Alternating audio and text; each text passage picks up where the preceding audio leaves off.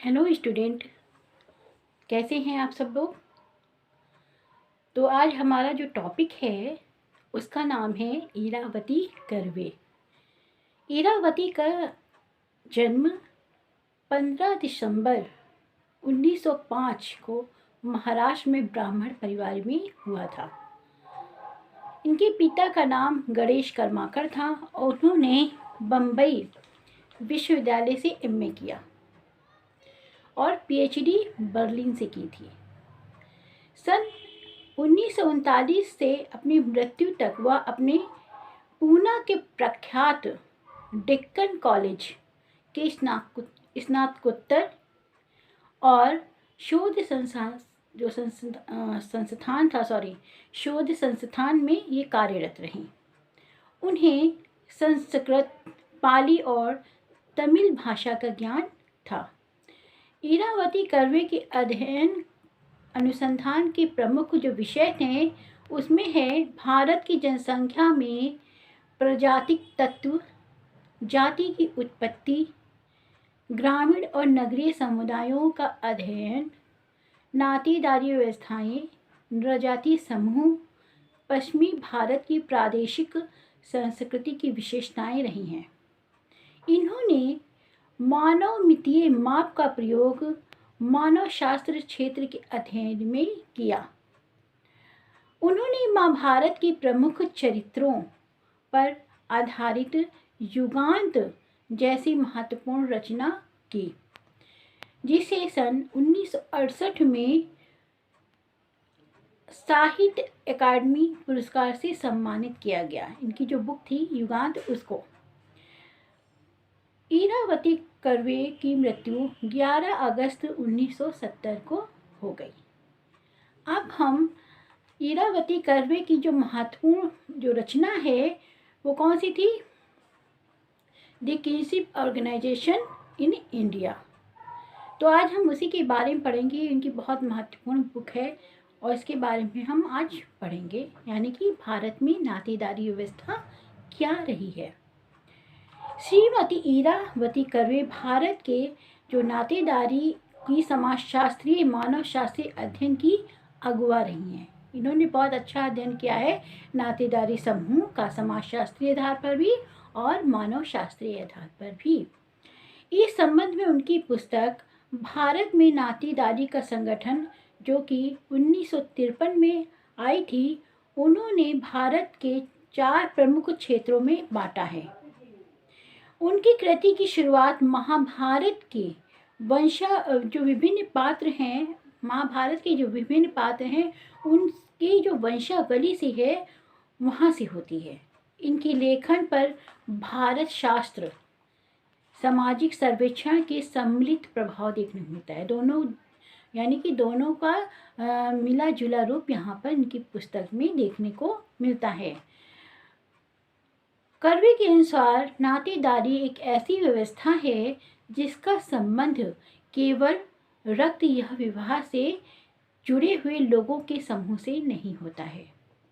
नातेदारी एक ऐसा विन्यास है जिसे अनेक नियमों के द्वारा निर्धारित किया जाता है।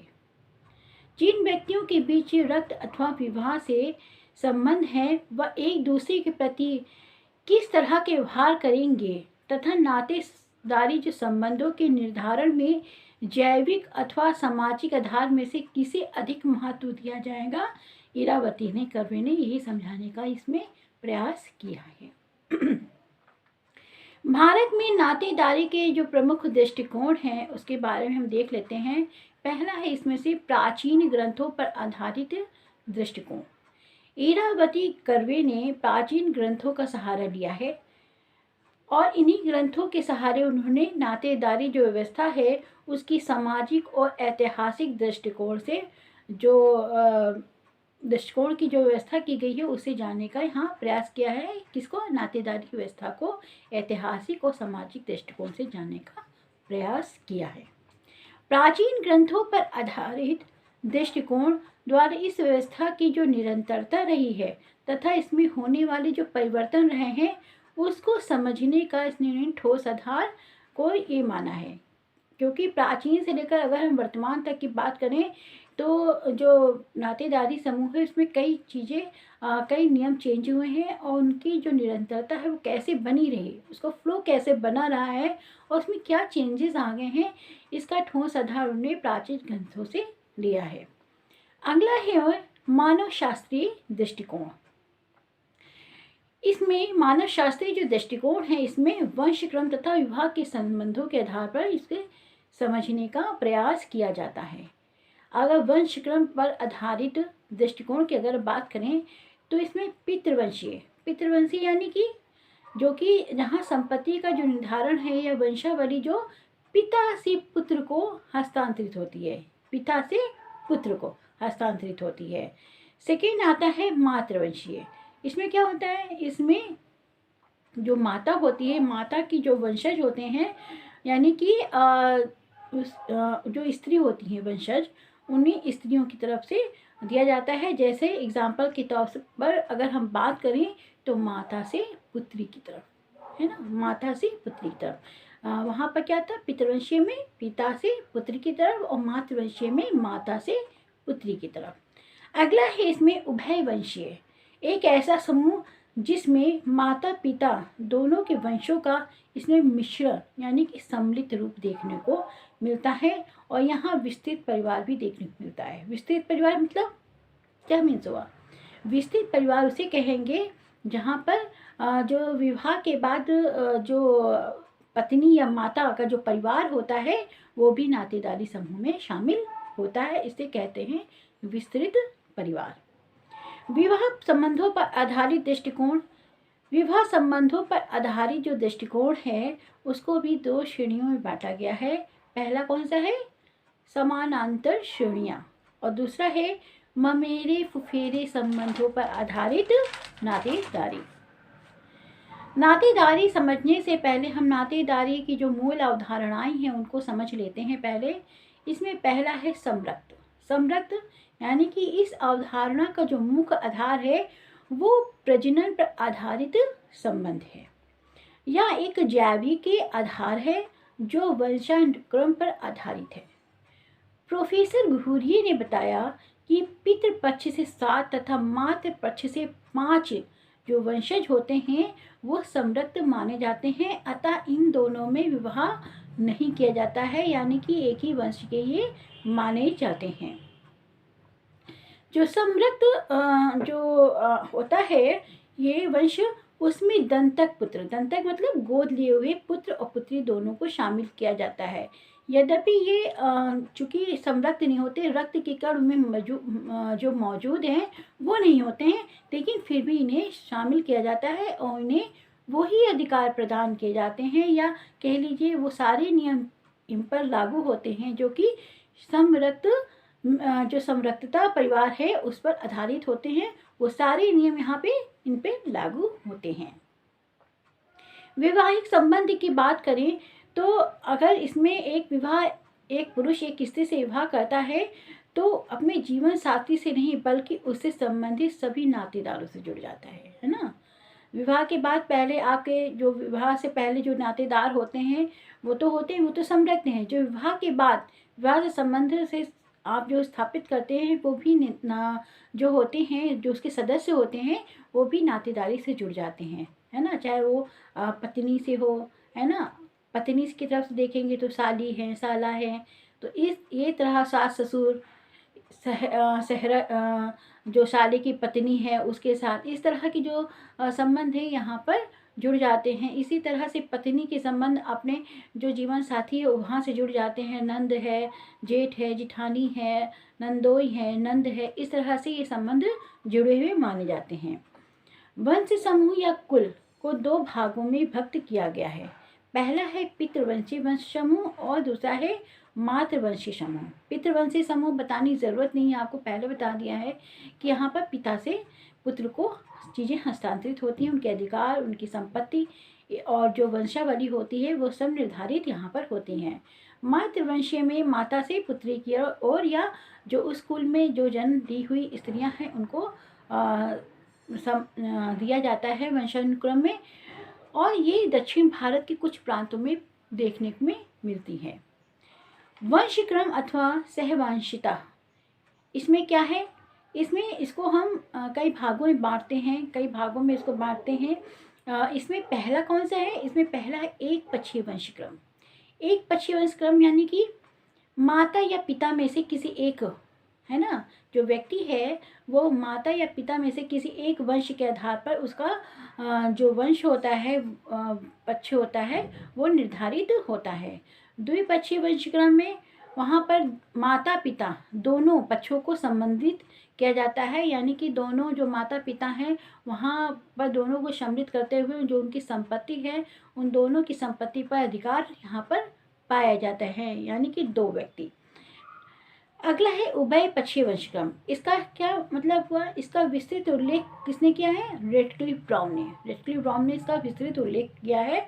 उन्होंने कहा कि इसमें नातेदारी की जो गणना होती है वो माता पिता में से अंतर करते हुए किसी एक बच्चे से की जाती है। यानी इसमें माता और पिता, पहले में क्या था, माता पिता का अंतर नहीं किया जा रहा था, आप किसी एक वंश का जो गणना थी वहाँ हो रही थी, लेकिन यहाँ पर जो माता पिता है उसमें से किसी एक का अंतर करते हुए, है ना, माता अलग है पिता अलग है, किसी एक का अंतर करते हुए उसमें से आपको किसी एक जो पक्ष है वहाँ पर चुनना पड़ता है। अगला है आपका संदिग्ध वंशक्रम।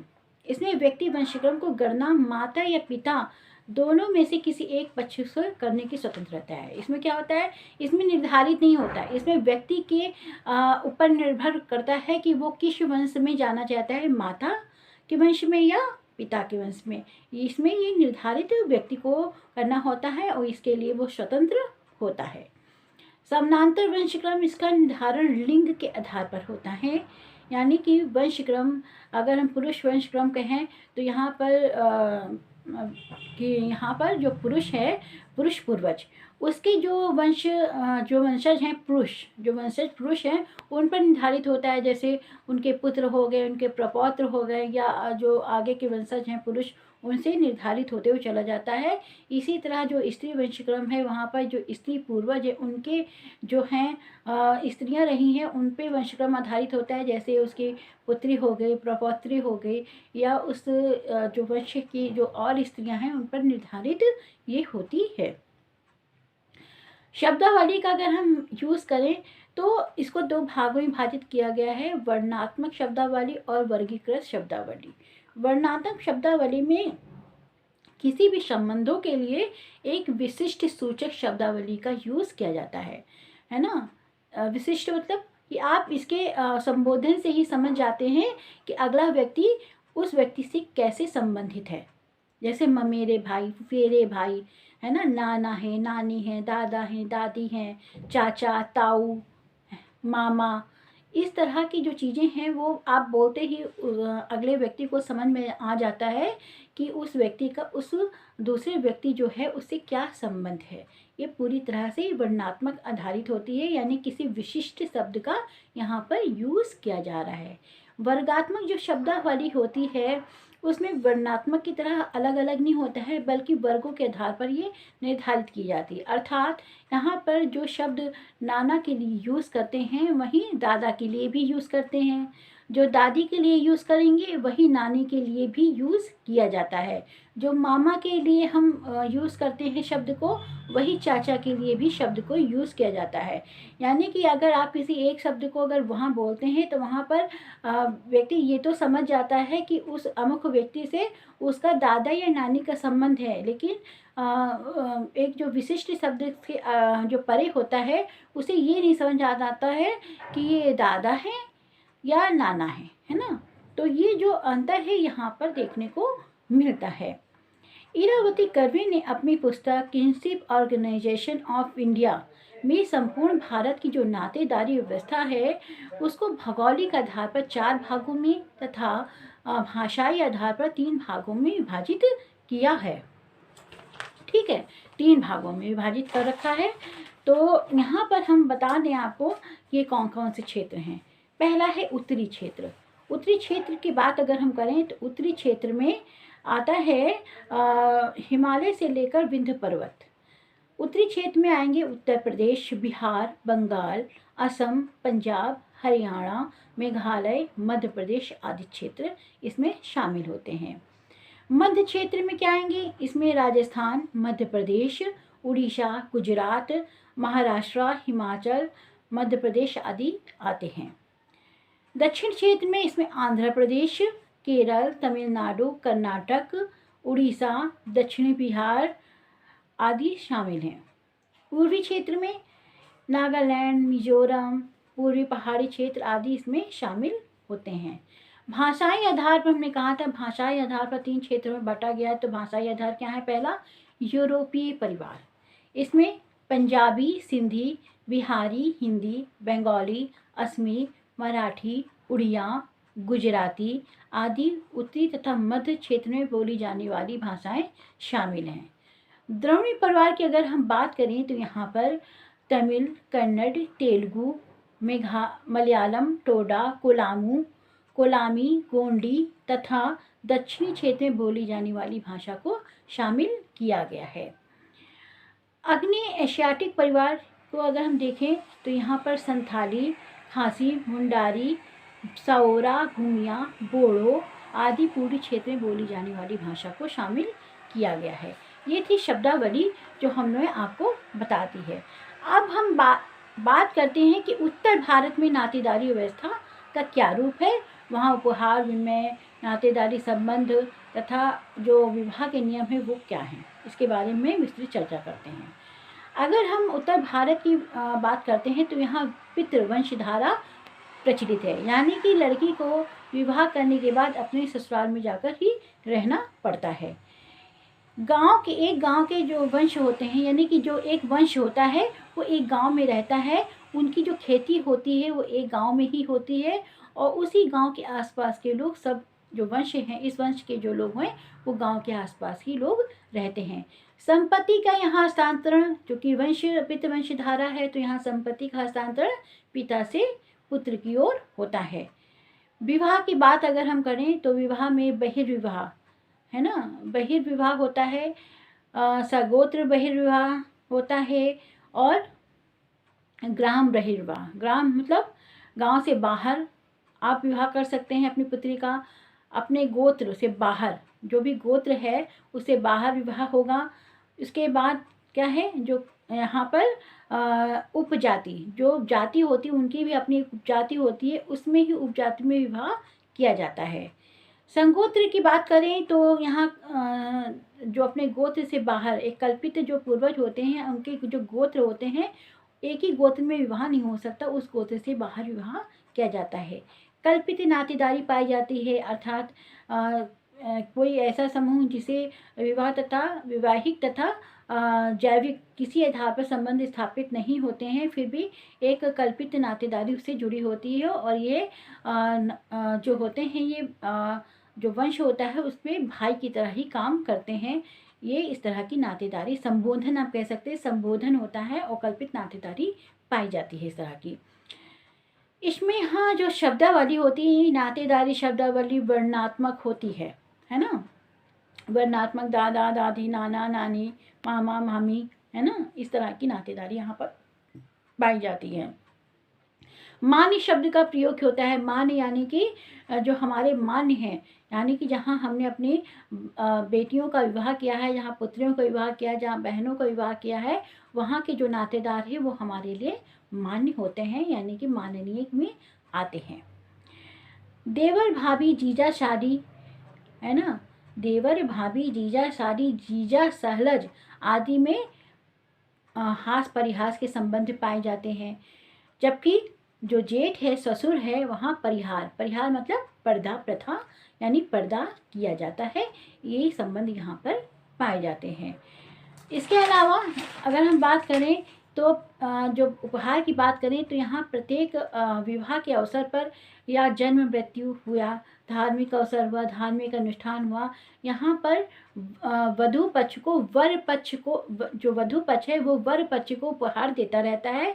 वो विवाह जन्म से लेकर मृत्यु तक ये प्रचलन चलता रहता है, चाहे कोई भी समारोह, धार्मिक अनुष्ठान हो या कोई भी धार्मिक कोई कार्यक्रम हो। इस तरह की जो भी चीज़ें होती हैं, यहाँ पर आप ये कह सकते हैं यहाँ पर एक पक्षी उपहार चलता है, यानी कि यहाँ से वधु पक्ष वर पक्ष को देता है उपहार, लेता नहीं है। इस तरह का यहाँ जो उपहार विंड में है ये पाया जाता है।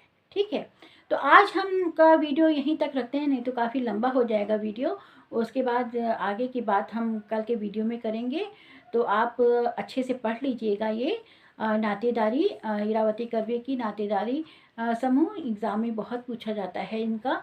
तो आप अच्छे से पढ़ लीजिएगा। अगर कुछ समझ में नहीं आता है, कुछ कन्फ्यूज़न है आपको, तो आप मुझे कमेंट्स करके पूछ सकते हैं। मैं आपका आंसर मतलब देने की पूरी कोशिश करूँगी इसको। और आप इस वीडियो को शेयर कर दीजिएगा, लाइक कर दीजिएगा और सब्सक्राइब कर लीजिएगा।